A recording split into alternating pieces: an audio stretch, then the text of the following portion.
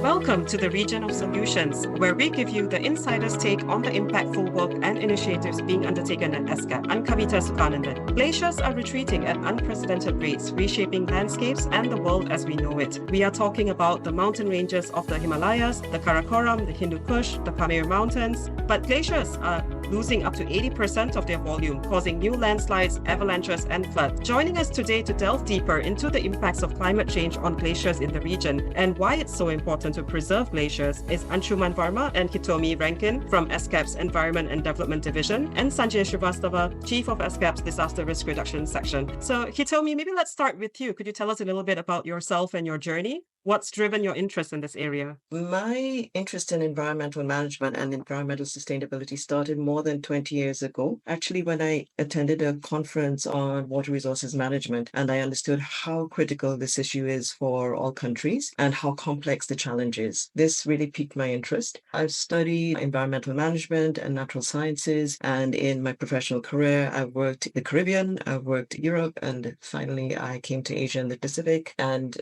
working very much on environmental governance related to natural resources management. How do we make better decisions around the way we use natural resources so that we can have an economy which is delivering for all, but also doing so very sustainably? This is, for me, the big challenge of the times, and governance approaches are critical for that. And Anshuman, you're coming actually from our Center of Sustainable Agricultural Mechanization, so something very different to what you were doing before and what you're doing now. So could you maybe share a little bit more? I'm an economist by academic training and, been with ESCAP for about 15 years in the Republic of Korea, Indonesia, China, and now in Bangkok. At the Environment and Development Division, we are particularly looking at issues at the intersection of environment and development, and something like glaciers, which affect all of us in such a close and profound way. Building my past work, it's great to be able to contribute to this area of work and really work on something that touches all our lives so intimately. And Sanjay, you, of course, well, pardon the pun, but face disasters every day as part of your work. So could you share a little bit more? For me, this is area where my personal experience and professional journey converge. I was born and brought up in a Himalayan foothills of India-Nepal border. This is influenced by the Himalayan glaciers, particularly the Hindu Kush Himalayan region. Many times when we experience heavy flooding. So I have been experiencing this from the childhood. So I grew looking at floods, drought, glacial hazards almost every year. But when I started my professional journey as a scientist with remote sensing Earth observation system, we started using satellite images to understand the glaciers, the zones of the risk, and then the impact area. In case of the glaciers, when I started, I had opportunity to look at all glaciers in Himalaya, those glaciers which are likely to cause floods, water scarcity, food system crisis, water system crisis. So for me, it was a wonderful opportunity. Here in ESCAP, we work on the multi-hazard risk hotspots. Thanks so much, Sanjay. That's indeed an interesting trajectory, both from personal impact to your professional journey. So one of the questions that we ask all the guests on our podcast series is, what solutions are you bringing to the region? From ESCAP side, our core mandate is to bring cooperation, bring countries together on the shared risk and shared vulnerability.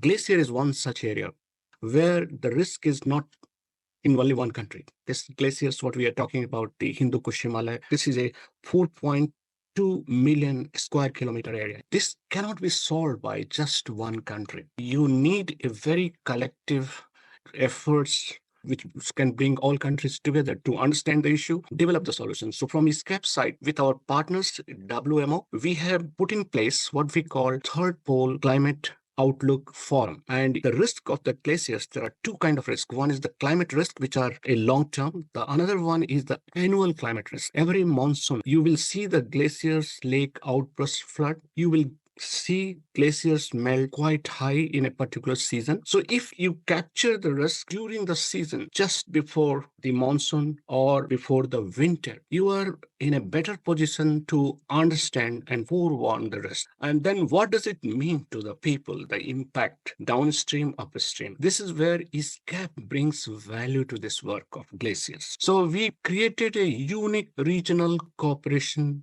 platform purely based on the science, understanding of the glacier risk and impact. So this is the work which excites us in ESCAP. Despite all geopolitical issues, science is there to support some of the shared risks, shared vulnerability. So this work on scientific cooperation is really critical because we cannot have a good response to climate change.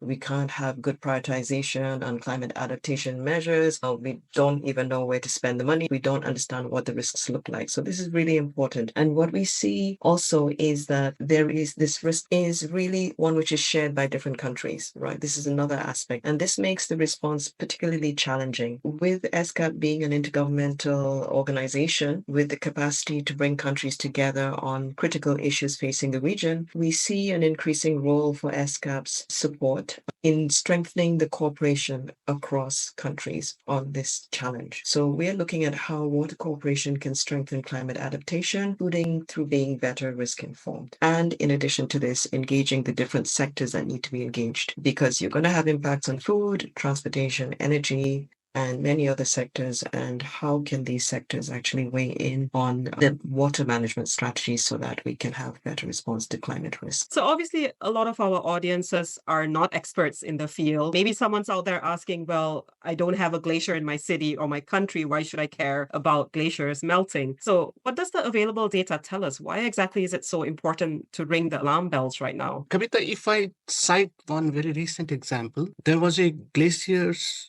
outburst flood in the upper part of the Himalaya, which was hundreds kilometers away from a hydroelectric power plant on the Tista River. And then there was a huge discharge, a very short turnaround time to the Tista River.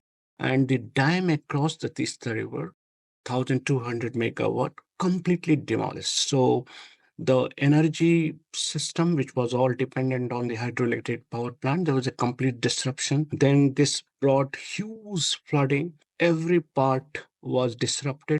Disruptions happened Bengal, hundreds and thousands kilometers from the south side. And then the total overall disruption of the north and east economy from the Indian side. So you see, your hazard is quite far away in the deep of the Himalayan, but the impact is thousands kilometers downstream. So unless you understand this, it will have a devastating impact. Started with energy sector, went to the all economy, transport, disruption, school, colleges, everything were closed for 2-3 weeks.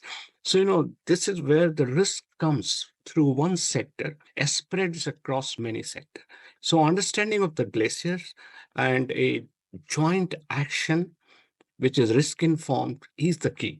To complement to what Sanjay has said, I think there are sort of some dimensions which bring the glacier melting issue very close to us, here in the Asia Pacific, home to some of the world's highest mountains, some of the most extensive glacier systems in the world. It's the origin of more than 10 major river systems, vital to sustaining almost 2 billion people across the Asia Pacific region. So, just in terms of the numbers, it's huge.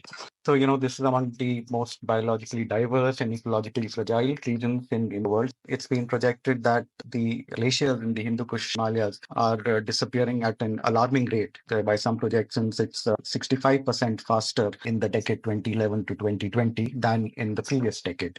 And the rate of melting is than the global average for various, anthropogenic climatic reasons. But if you look at even higher than 2 degrees centigrade warming, we're looking at numbers like 55 to 80% of the current volume of the glacier gone by the end of the century. Kavita, I thought I must flag to you one very critical issue. If you look at climate impact across the region, let us say 1.5 degree warming now it is realized. In third pole region, the warming is 0.3 degree higher than the global average. This is the aggregate of third pole. But within the third pole, if you come to the Hindu Kush Himalayan, this is further accelerated.